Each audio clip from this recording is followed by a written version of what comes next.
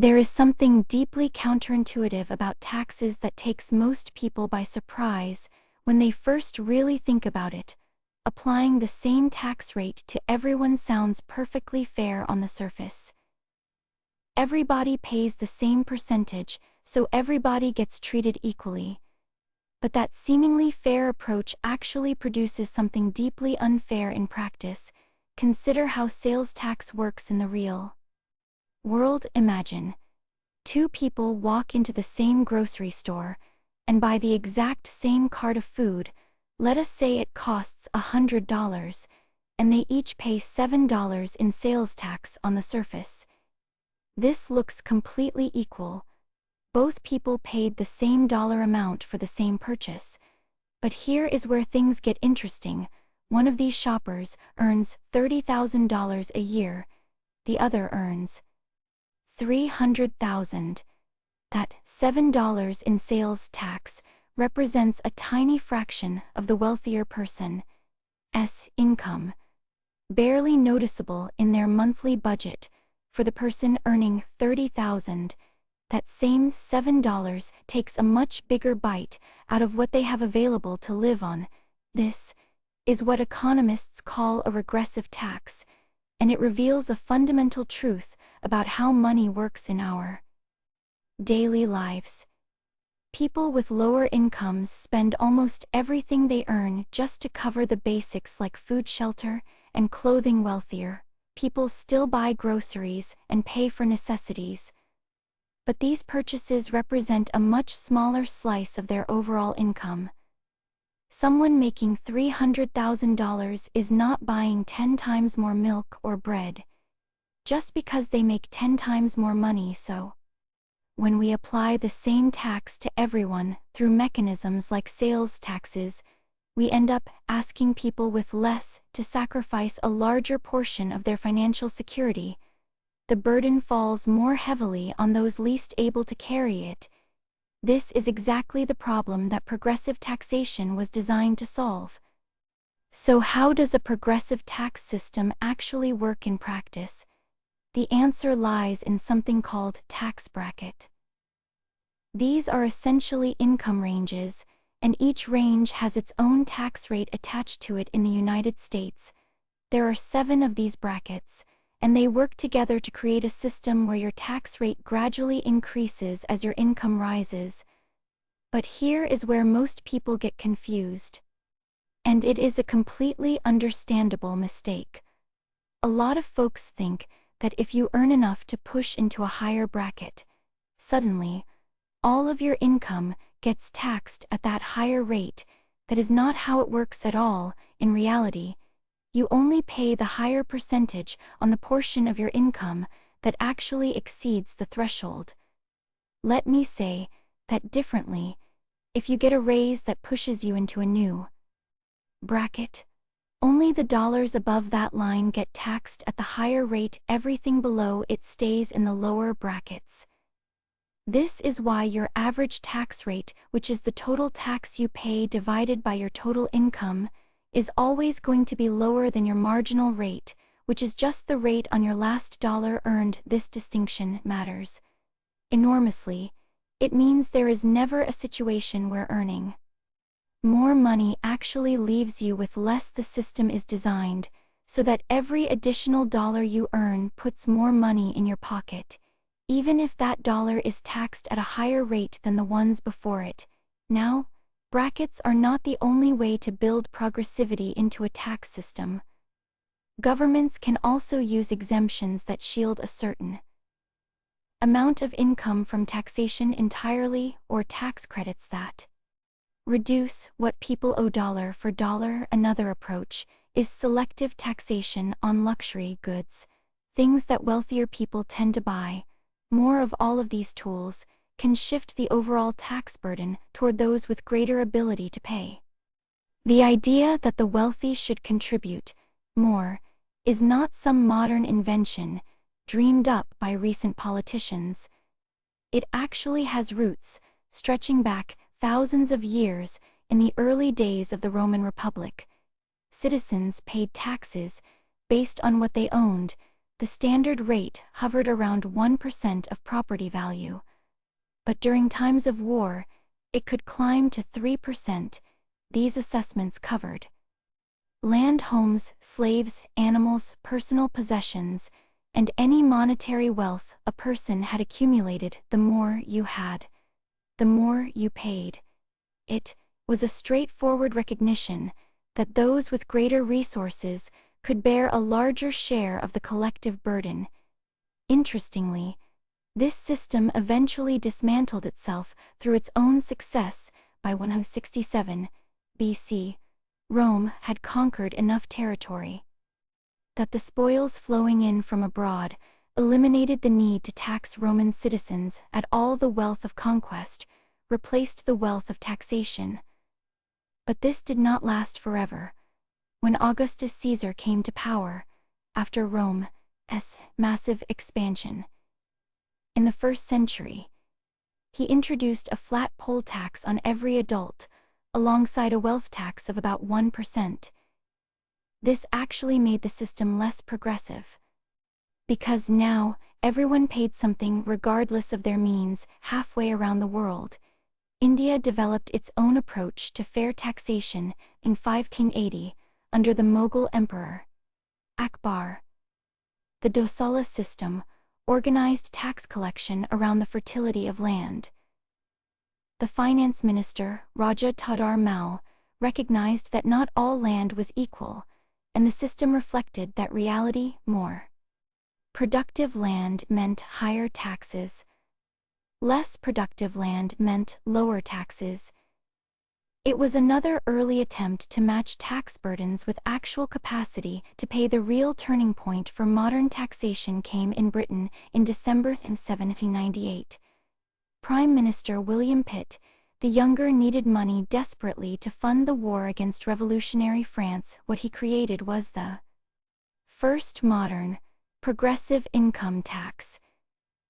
It started at a levy of just 0.83% on annual incomes over £60, then climbed all the way to 10% on incomes exceeding £200.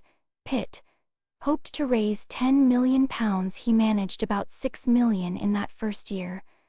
But the principle he established, that those with more should pay at higher rates, became the foundation for how most developed nations would eventually structure their tax systems. When we look at the actual economic evidence, progressive taxation turns out to be remarkably effective at generating the revenue that societies need to function. The math is pretty straightforward when you think about it. A system that asks more from those who have the most simply captures more total resources than alternatives like flat taxes or regressive systems. This is not about punishment or ideology. It is about where the money actually is. People with substantial wealth end up funding a larger share of the shared infrastructure that everyone relies on. We are talking about road maintenance, public safety, the basic services that businesses and citizens depend on every single day. When the wealthy contribute more, they are essentially investing in the same systems that made their success possible in the first place. But here's where things get really interesting from an economic perspective. Progressive taxation leaves more money in the hands of low-wage earners, and that matters enormously because of what those people do with their money. They spend it. They buy essential goods and services. They put that money right back into the economy almost immediately. That spending ripples outward, creating demand, supporting businesses, and generating jobs. Someone earning minimum wage is not stashing extra dollars in offshore accounts. They are spending it at local stores, on groceries, on car repairs. The research backs this up in ways that might surprise you. One study found that progressive taxation is positively associated with subjective well-being. People actually report being happier in places with progressive tax systems. But here The fascinating part, that same research showed that overall tax rates and government spending levels did not show the same connection to well-being. It was not just about how much money the government collected or spent, it was specifically about how the burden was distributed across the population. This suggests something important about how we think about taxes and economic health. A progressive approach does not just generate more revenue. It creates an economic environment where more people can participate, where spending circulates rather than accumulates, and where the psychological benefits of a fair system translate into measurable well-being. In 2023, a district in Argentina called 3 de Febrero gave us something rare in tax policy. They handed researchers a real-world experiment. The local government reformed its property tax in a way that created three distinct groups: properties in the bottom, 37% of value, received tax cuts; properties in the top, 27%, faced tax increases; and properties in the middle saw no change at all. This setup let researchers observe something remarkable about how people actually behave when tax burdens shift. The findings were striking for lower value properties. Each 1% reduction in their tax bill led to a 0.26% increase in compliance. These households started paying their taxes more reliably when the burden lightened. But here is where it gets interesting for the wealthy households facing tax increases. Each 1% hike led to a 0.49% drop in compliance. The rich responded more dramatically to their tax increase than the poor did to their tax cut. But the study revealed something even more unexpected. The researchers identified what they call the cross-rate effect. Poor households did not just respond to their own tax changes, they also responded to learning that wealthy households were being asked to pay more. When lower-income residents discovered that the rich were facing higher rates, their compliance improved independently of their own tax reduction. It turns out that fairness matters to people. When the system feels more equitable, people are more willing to participate in it. This is the own rate effect and the cross-rate effect working together. People respond to their own financial incentives, but they also respond to their perception of whether the system is fair. When everyone sees that the wealthy are contributing proportionally more, it builds trust in the system itself. The Argentina case suggests that taxing the rich does not just generate revenue, it can actually improve overall compliance by making the entire system feel legitimate to everyone involved. The biggest criticism leveled against progressive taxation comes down to a simple question: why work harder if the government just takes more of what you earn? Critics argue that higher tax rates on the wealthy act as a disincentive to success. The thinking goes like this: if you know that earning more money means paying a bigger share to the government, you might decide it is not worth the extra effort. You might work less, invest less, or find ways to hide your income. This argument frames progressive taxation as punishment for success, a system that penalizes people for working hard and achieving financial goals. The critics who make this argument tend to share a broader philosophy about government itself. They generally favor lower taxes across the board and believe government should provide minimal services. From this perspective, the problem is not just about incentives, it is about what they see as income redistribution, taking from those who have earned more and giving to those who have earned less.